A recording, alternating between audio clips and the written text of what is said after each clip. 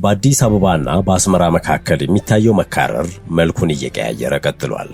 ኤርትራ ኢትዮጵያ ጥቃት ለመጀመር ዳር እያለች ነው ስትል በዛሬው ዕለት ይፋ አድርጋለች። የተደራጁ ወንጀሎችን ቀድሞም ከተፈጸሙ በኋላም የማምከን ከዚያም የኢትዮጵያን ሕገ መንግስት የመጠበቅና የሕዝቡን ደህንነት የማስጠበቅ ግዴታ ኑሮት የተመሰረተው ፌዴራል ፖሊስ ሻዕቢያ ወይንም የኤርትራ መንግስት በአማራ ክልል ለሚንቀሳቀሱት የፋኖ ኃይሎች እንዲደርስ የላከው የጦር መሳሪያ ሰሜን ወሎ ላይ ተያያዘ በሚል ይፋ ካደረገ ሳምንት አይሞላውም። ይህ የፌዴራል ፖሊስ መግለጫ በተለያዩ ዓለም አቀፍ መገናኛ ብዙሃን ላይ መነጋገሪያ የሆነና የኤርትራ ፕሬዝዳንት ኢሳያስ አፈወርቂ ከሰጡት አነጋጋሪ መግለጫ ጥቂት ቀናት ማግስት ይፋ የሆነ ነው። ከነዚህ ወሳኝ ክስተቶች ማግስት የተሰማው የኤርትራ ልወረድ ነው የሚለው ስጋት አዘል መግለጫ ትኩረታችን ይሆናል። ከዚህ ውጪ የጠቅላይ ሚኒስትር አብይ ኢትዮጵያ ሶማሌላንድ ላይ በቻይናና የተባበሩት አረብ ኤምሬትስ መሃል እየዋለለች ነው ተብሏል። በዚህ መሃል የ4 ኪሎ ቁጥር 1 ወዳጅ ኤምሬትስ ከሶማሊያ ለቃ እየወጣች ነው። የዚህንም ዝርዝር እንመለስበታለን።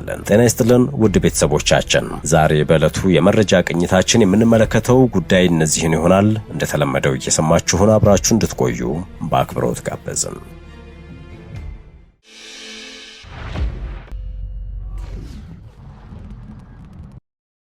አንድ አስደንጋጭ መረጃን በማስቀደም እንጀምርም። ተወዳጁ አርቲስት ነጻነት ወርቅነህ ከዚህ ዓለም በሞት መለየቱን ኢቢኤስ ቴሌቪዥን አስታውቋል። ነጻነት ወርቅነህ ባጋጠመው ድንገተኛ ህመም ነው ዛሬ ረፋድ ላይ ከዚህ ዓለም በሞት የተለየው። በቴሌቪዥን ፕሮግራም አቅራቢነት በተዋናይነትና በሌሎች የጥበብ ስራዎች ውስጥ ስመጥርና ተወዳጅ ከሆኑ የጥበብ ሰዎች አንዱ የሆነው ነጻነት ወርቅነህ ባደረበት ህመም በድንገት ከዚህ ዓለም በሞት ተለይቷል። መረጃዎች እንደሚያሳዩት ነጻነት በትላንትናው ዕለት የተለመደውን ሳምንታዊ ፕሮግራሙን በጣቢያው ስቱዲዮ ተገኝቶ ቀርጾ ነበረ። የዛሬ ዓመት ገደማ ደግሞ ወደ ባህር ማዶ ተጉዞ የደረሰበትን ድንገተኛ ህመም ለመታከም የሕክምና አገልግሎት አድርጎ ተመልሶ ነበር።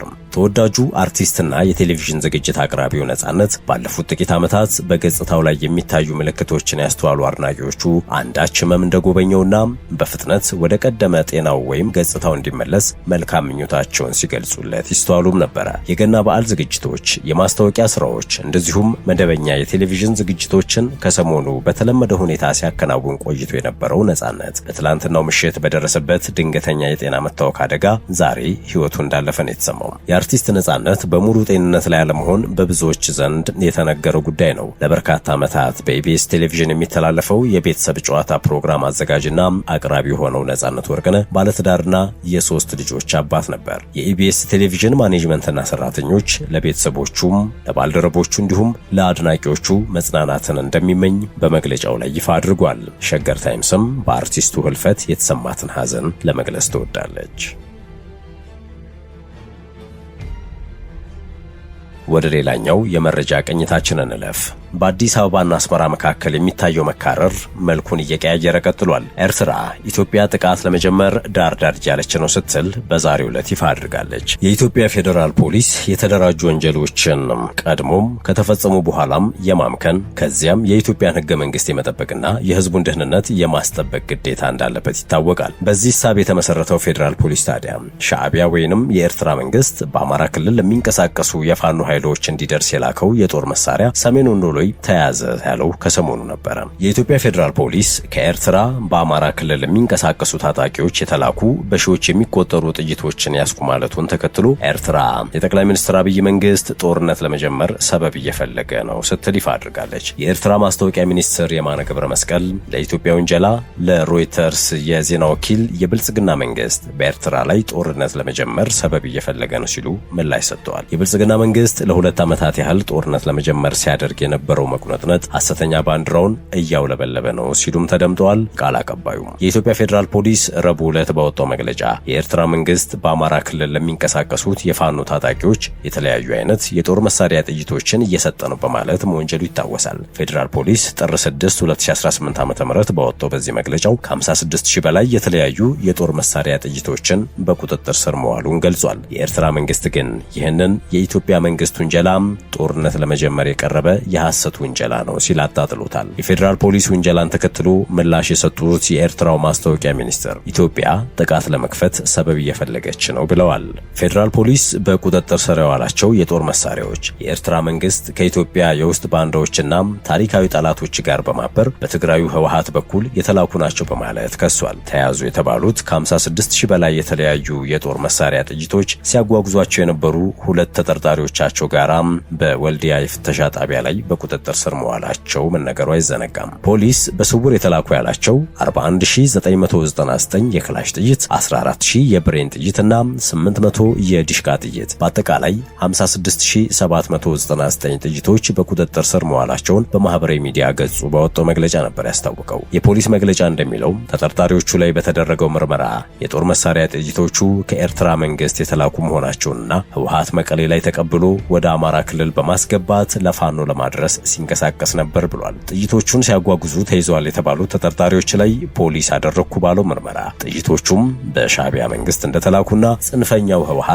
ከመቀለ ወደ አማራ ክልል ሸዋሮቢት ለማድረስ መንገድ ላይ እንደነበሩ ተናግረዋል ብሏል። ህወሓት በበኩሉም በኤርትራ መንግስት ተልኳል የተባለውን የጦር መሳሪያ ጽንፈኛው ህወሓት ከትግራይ ወደ አማራ ክልል ለማስገባት ተንቀሳቅሷል በሚል የቀረበውን ክስ ማለት ነው ውድቅ አድርጓል። የህወሓት ቃል አቀባይ ሚካኤል አስገዶም ጭብጥ የሌለው ውሸት ሲሉ ነው ያጣጣሉት። ህወሓት ወደዚህ የወረደ ስራ የሚገባ ፓርቲ አይደለም ሲሉ ይከላከላሉ። ቃል አቀባዩም በውስጣቸው የተፈጠረውን አጀንዳ ለማስቀየስ ሆነ ተብሎ የተሰራ የውሸት ዜና ነው ሲሉ መናገራቸውን ቢቢሲ ዘግቧል። አቶ ሚካኤል ይህ አይነቱ ክስ የተለመደ ነው በማለት ያከሉ ሲሆን ወደ ግጭት እንዳይካሄድ እኛ የበኩላችንን ጥረት እያደረግን ነው፣ የእነሱ አካሄድ ግን ይመስለኛል ወደዚያ የሚያመራ ነገር ነው ሲሉም የፌዴራል መንግስት ባለስልጣናትን ወንጅለዋል። የኢትዮጵያ መንግስት ከህጋዊ የፖለቲካ ፓርቲነት የተሰረዘው ህወሓት ከኤርትራ መንግስት ጋር እየተባበረ ነው የሚል ወቀሳ ሲያሰማ ይህ የመጀመሪያው አይደለም። የኤርትራው ፕሬዝዳንት በዚህ ሳምንት መጀመሪያ ላይ ከሀገሪቱ ብሔራዊ ቴሌቪዥን ጣቢያ ጋር ባደረጉት ቃለ ምልልስ የብልጽግና መንግስት በራሱ ሀገር ህዝቦች ላይ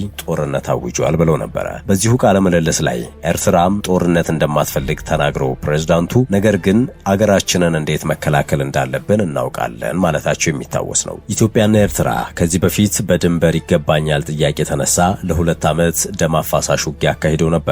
ጠቅላይ ሚኒስትር አብይ አህመድ ወደ ስልጣን መምጣታቸውን ተከትሎ በሁለቱ ሀገራት መካከል ሰላም በመውረዱ ጠቅላይ ሚኒስትሩ የሰላም ኖቤል ተሸላሚ መሆናቸው የሚዘነጋ አይደለም። በሰሜን ኢትዮጵያ የፌዴራል መንግስቱ ከህወሓት ጋር የገባውን ጦርነት ተከትሎም በጋራ የዘመቱት የኢትዮጵያና የኤርትራ ጦሮች ከፕሪቶሪያ ስምምነት በኋላ ግን በመካከላቸው መቃቃር ተፈጥሯል። ጠቅላይ ሚኒስትር አብይ የባህር በር ማግኘት የህልውና ጉዳይ ነው ማለታቸውንም ተከትሎ የሀገራቱ ግንኙነት እየተካረረ መጥቷል። ኤርትራ በአውሮፓውያኑ 1991 ነጻነቷን ማግኘቷን ተከትሎ ኢትዮጵያ የባህር በር አልባ ሆና ቆይታለች። የኤርትራው ፕሬዝዳንት ኢሳያስ አፈወርቂ ባሳለፍነው ሰኞ ከሀገራቸው ብሔራዊ ቴሌቪዥን ጣቢያ ጋር ባደረጉት ቆይታ የብልጽግና የቀይ ባህር ፍላጎት በኢትዮጵያ ህዝብ ላይ የታወጀ ጦርነት ነው ማለታቸው ይታወሳል። ኢሳያስ ለጦርነት ዝግጅት ወደ ኢትዮጵያ ሰው አልባ አውሮፕላን ወይም ድሮንና ሌሎችም የጦር መሳሪያዎች እየገቡ ነው ሲሉ ነው የሚጠቅሱት። ፌዴራል ፖሊስ እንደሚለው የኤርትራ መንግስት የፋኖ ታጣቂዎችን ለማስታጠቅ የሞከረው ኢትዮጵያ ውስጥ አለመረጋጋት ለመፍጠር ነው። ኢሳያስ አፈወርቂ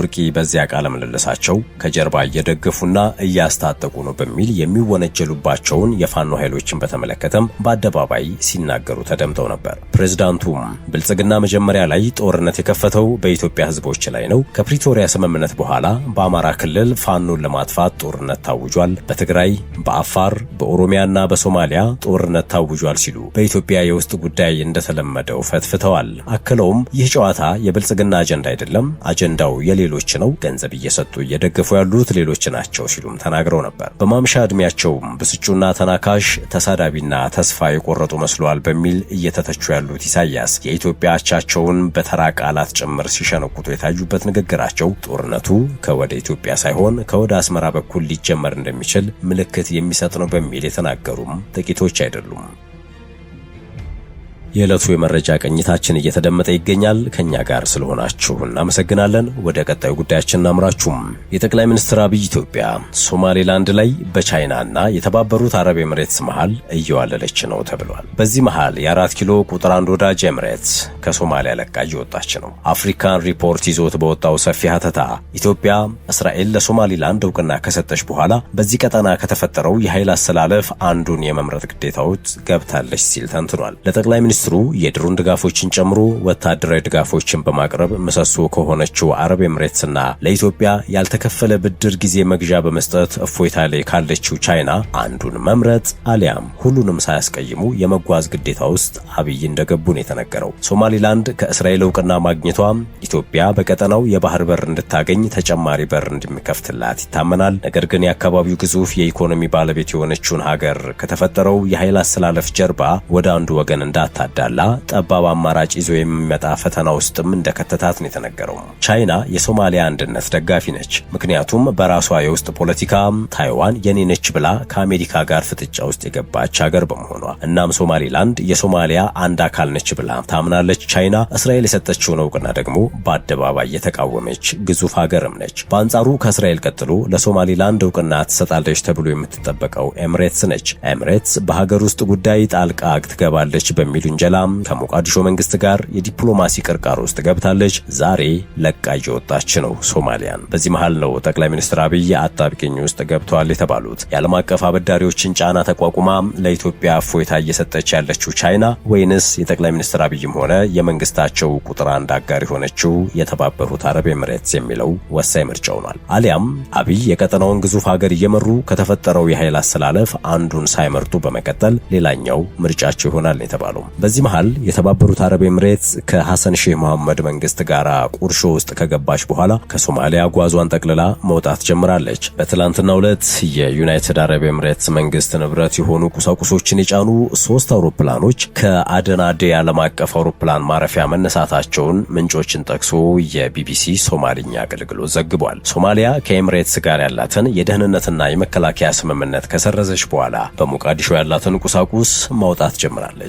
ዛሬ አርብ ደግሞ ተጨማሪ ቁሳቁሶችን ለማውጣት 2 ተጨማሪ አውሮፕላኖች ሞቃዲሾም ይደርሳሉ ተብሏል። ሶማሊያ ከኤምሬትስ ጋር ያላትን ግንኙነት ለማቋረጥ የወሰነችው ያለ ፍቃድ የአየር ክልሏንና ግዛቷን በመጠቀም የየመን ተገንጣይ ቡድን መሪ የሆኑት ሳይዳሮስ አልዙባይዲን ማስወጣቷን ተከትሎ ነው። ኤምሬትስ ከሶማሊያ ማዕከላዊ መንግስትና ከክልል መንግስታት ጋር ባላት ስምምነት መሰረት በቦሳሶ በኪስማዩና በበርበራ ወደቦች የልማት ስራዎችን ስታከናውን ቆይታለች። ነገር ግን ባለፈው ሰኞ የሶማሊያ ፌዴራል መንግስት ከዩኤኢ ጋር የገባውን የወደብ ማልማትና የጸጥታ ስምምነት ሙሉ በሙሉ መሰረዙን አስታውቋል። ሶማሊያ ይህን ያደረገችው ዩኤኢ ሉዓላዊነቴን ጥሳለች በሚል ነው። በሁለቱ ሀገራት መካከል የተፈጠረውን በቅርበት የሚከታተሉ ምንጮች እንዳሉት በሶማሊያና በኤምሬትስ ባለስልጣናት መካከል በሰነድና በፍቃድ ዙሪያ በነበሩ ሂደቶች የተነሳ አለመግባባት ተፈጥሮ ነበር። የተባበሩት አረብ ኤምሬትስ ባለስልጣናት በመጀመሪያ የሶማሊያ መንግስት መመሪያዎችን ተቃውሞ ነበር ያሉት ምንጮቹ አውሮፕላኑ ከመነሳቱ በፊት የበረራ መግለጫዎችንና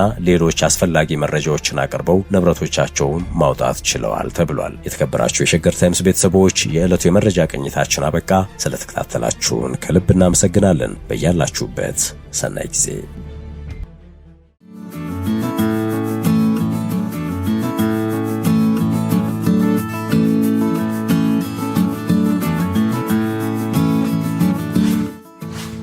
ሸገር ታይምስ ሚዲያን ሰብስክራይብ በማድረግና ደወሉን በመጫን ይከተሉን።